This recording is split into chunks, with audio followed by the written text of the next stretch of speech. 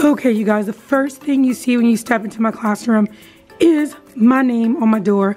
I am low-key obsessed with my classroom, so I'm going to show you as if you were a student, what would you see as you walk in.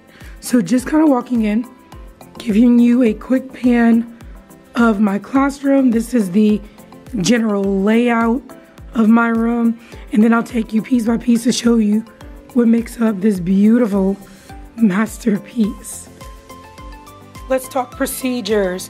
Procedures are key to surviving a junior high classroom. So in my room, my kids know that every Monday they get new bell warmer sheets, new learning target sheets. These are extra copies of other random maybe worksheets if they need them. And they also get their not learning targets, but their study records, study log records up here on the board. On the box. I also keep a hole puncher that they can use to hole punch their sheets to put into their boxes. This is their sign out sheet when they go places. Hand sanitizer and Kleenex because the flu is rampant, y'all. And then these are my hall passes for if they do have to leave. But they know that if they are absent or if they misplace theirs, if there's extra, they can grab one or grab as they need until it runs out. Next is a homework kind of display. If they turn in homework, that's where it goes. I don't always give homework, but if I do, it's there. Our school has themes every year. And this year, we are talking about having grit. So this is just a board to remind the kids, like, do you have grit? They can nominate their class members for who has the most grit for the month, and they'll get a little something. Okay. My favorite are my bins. Okay, now to tell you that these bins were a struggle would be an understatement. I had my husband drive to Houston to find these bins for me. So basically they're broken up by my morning classes, which I'm out of focus right now, but it happens. My morning classes, 2nd, 3rd, 4th, and then my afternoon classes, 6th, 7th, and 8th. First hour does not have bins because they don't need them, but all the bins are for. Let's say kids have to turn in stuff or worksheets to me. They never, ever, ever turn in worksheets to me because I lose them, so they place them in the box. Keep the bottom box as kind of extra or like maybe a lost and found, just in case my kiddos lose something in class. My actual board, which shows their opening routine, their procedures, I keep these posted all year because they tend to forget them if we have a break. But they have an agenda. They know what's going on at all times. The date's always on the board. Their learning target, their standard. There's a voice level reminder that, you know, I reference often, like, hey guys, we're at 3, we need to be out of 1 kind of thing. And then they have a container where they can turn in or come grab paper if they need paper or construction paper. Rules are posted on the wall for reference. We do reference these often, but let's talk about seating. All right, this is where I may get some flack a little bit, but that's okay. So each table, I have 10 sets, so to speak, and each set varies with the amount of seats in them. We have 4, we have 2-seaters, and then way in the back, it's a single seat section for students. Now, each desk area consists of a bucket. Within that bucket, you find color pencils, markers, dry erase board markers, erasers, and like scissors and glue. That goes with the marker boards. They're also located on a table. Now my students know, and I'm really, really, really meticulous about this, I like when my bins are organized.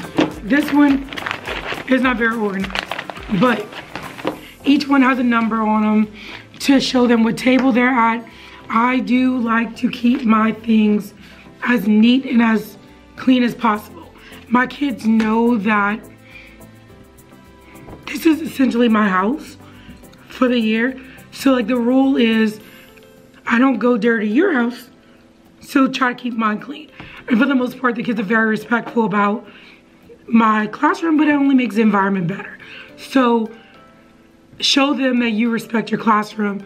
They show you that they'll respect it as well. So little tips and tricks to being a junior high teacher. Now going back to the seating itself. Now my chairs are different all over the classroom. So blue chairs or rocking chairs. We have tall blue chairs that are rolling chairs. We have green chairs that are kind of bouncy towards the front. Gray chairs are your typical chairs. And then I have tall tables, second group of tall tables with tall gray chairs, or kids always have the option to stand up if they like to. I do keep a cozy corner. Sometimes, let's be real, if I have a bad day, I'll kind of chill out in the corner before I leave, or it's a place where students can do their work if they choose to. Like a makeshift library, so to speak. Don't judge me. If kids need a book, they can grab something and read. I do have my periodic table on the wall with a scientific method kind of area. Okay, so this is bringing you back to the back of the room where I talked about that singleton area, which I love. A lot of times students that just want to work by themselves kind of chill out in this area, which is fine with me. I do keep robots, like robot pizzas that kids can kind of mess with and manipulate, as well as my little school spirit section with my Buccaneer, my pom-poms, a little Buccaneer bear. Cute story about this Buccaneer bear. So the first school I ever worked at had a lot of meaning to me because my mom worked at that school. I was a student at that school, but we were the Cubs.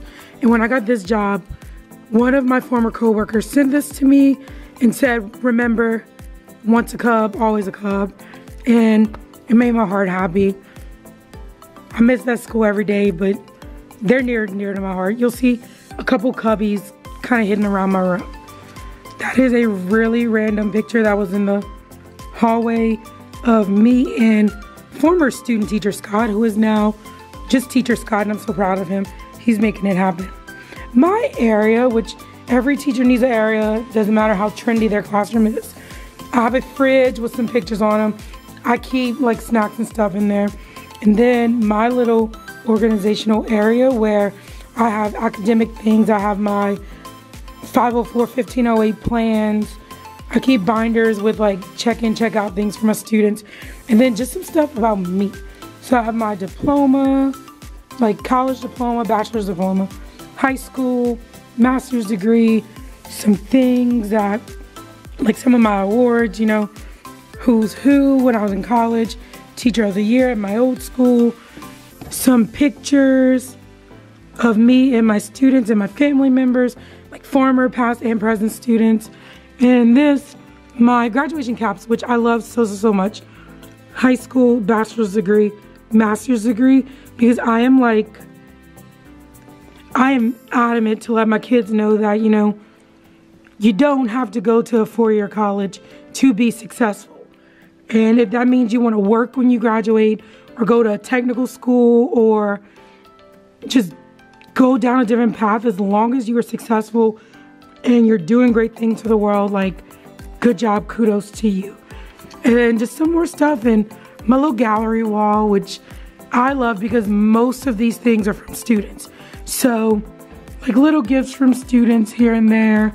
I actually had a student who is an incredible artist draw this for me, and it's one of my favorite things I've ever received from a student. And then another student who's also very artsy, she paints me things, and I love that. And then my little semi-desk, I don't have a real desk, y'all. I have just a standing Amazon desk because I chose not to do the traditional big desk. It was more of a junk area. So I just keep like my daily notes, my rosters, just in case we have like a drill I can grab and go. Picture of Mr. Revel, who I love so much. Just some pens and pencils that kids can borrow during class. And then like, just things that the kids may need. So like an area where I can put extra supplies, and then other things that I may need, like my personal staplers, my little microphone.